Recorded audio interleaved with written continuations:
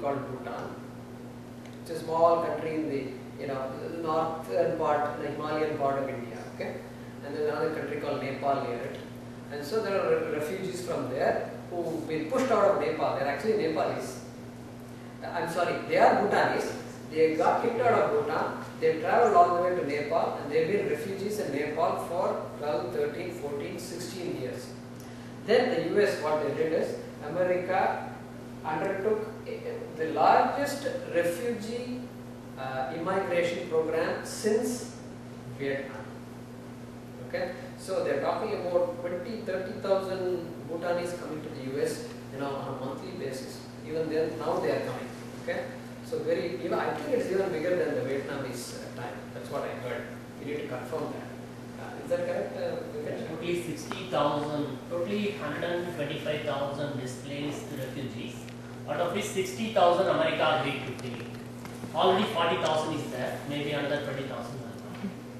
Seva International. Venkatji represents Seva International. I wanted to spend some time talking about them also. They were the ones who managed the entire, they took over, they said we will take care of the Bhutanese refugees, not just in Houston, but in all the chapters they have in the US. Okay? Sometime later after this program, I wanted to talk about that, Venkatji. So then they have coordinated all the organizations in Houston, and so Info Seva was one of those organizations. Many temples participated and so forth. And so Tejas and Prasad and Sharada, they used to go to our Bhutanese families, they used to join us and then get involved with the children. And so we did a lot of things in our own ways, and Seva International was the one that was spearheading this campaign. So that's when I came to know Tejas. Then soon after he contributed in many ways to Info Seva. He used to archive a lot of our pictures. He used to go through all the Chatralayas and then catalog all the pictures by the Chatralayas. And then he also presented Info Seva at one of our events about a year and a half ago. I remember that. So we know Tejas very well, and he's done a lot of work like that. Of course, now he's at Austin. Just finished 1 year at Austin, and he's back here, back to.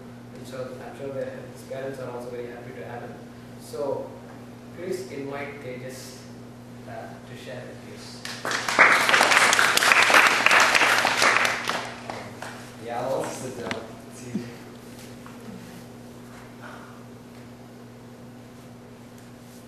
So I didn't come up with much of a speech, but I'll talk about what is Hinduism for me. And actually, a few months ago, I'll start off with an experience that I had a few months ago.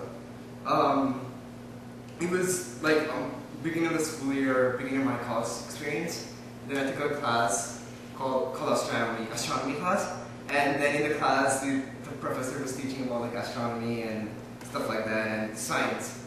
And the question that I got through me was, what is Hinduism, and is there really God? Because the professor that was talking was more of an atheist, if you guys know what that is, or who doesn't believe in God.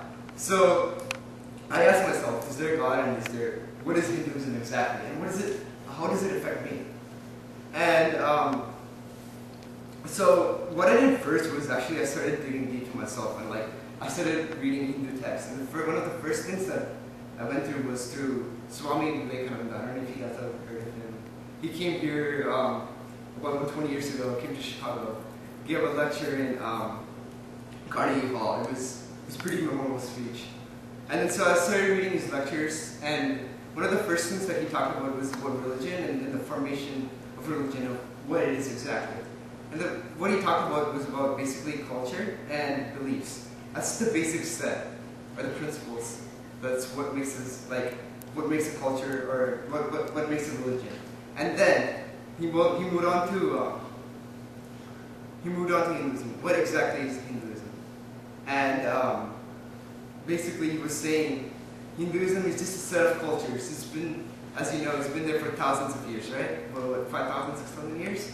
It's been there for a long time, and it's been evolving through the years. It's one of the most evolved cultures or religions there is. And then, of course, there was Christianity, which came, and then Buddhism, Christianity, and then Islam, which are monotheistic versus polytheistic. So it has survived, and it's basically a culture that has formed through these years, and it has accepted all cultures. That's what Hinduism is. That's what he was talking about. And then, so I got this idea about what Hinduism is and how it affects me was the question that I didn't have.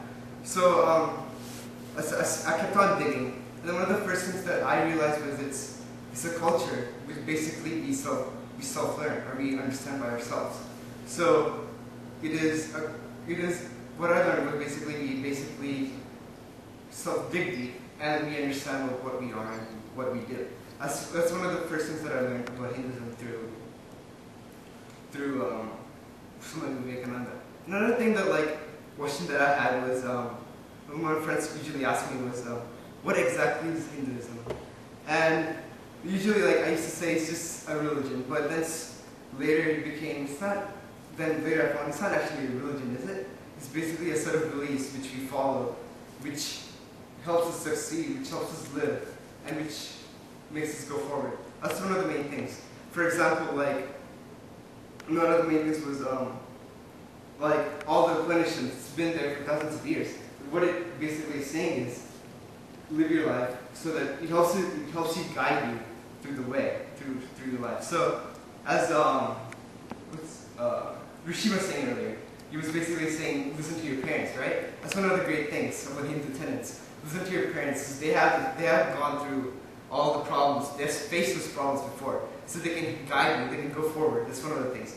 And another thing was all those mantras, before you eat, they say Annapurne, Satapurne, right? So what exactly is that? It's basically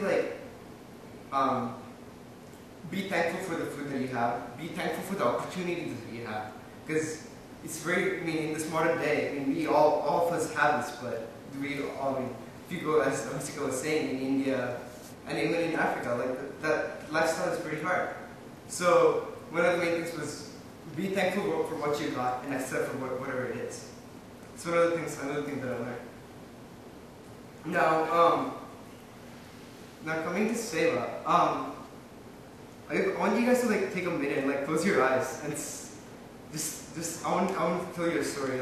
Basically, think of a life where you don't have cars, or you don't have electricity, or running water that you have every day that you guys take for granted.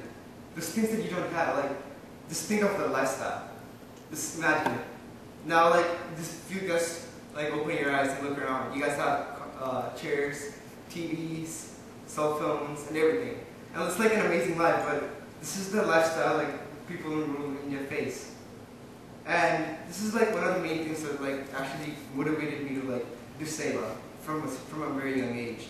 I wanted to really help these children that didn't have opportunities. And in college, me and my friends, we entered a competition. It was a few months ago.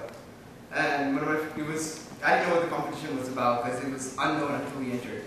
And then as soon as we entered, and it was about a way of improving lives in rural India. And it kind of made me excited because it was about helping people in India. And especially places such as there was a small town actually in Mumbai, off north of Mumbai. And then we were supposed to come up with engineering techniques to better improve their lives. And right now, there was one small organization which were giving light bulbs. But the question that they asked is, what else could we do to these people? How else can we improve? So we came up with, basically me and my friends, it was a 3-week competition. We spent about 3 weeks pretty hardcore, all through the night.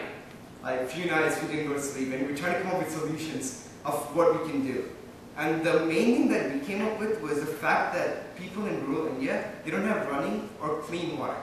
They don't have access to clean water. That's the main thing that we wanted to do. And also educate the kids. So we came up with an innovative technology of coming with cleaning water through water filtration system that uses clay, so they can build on their own at their homes.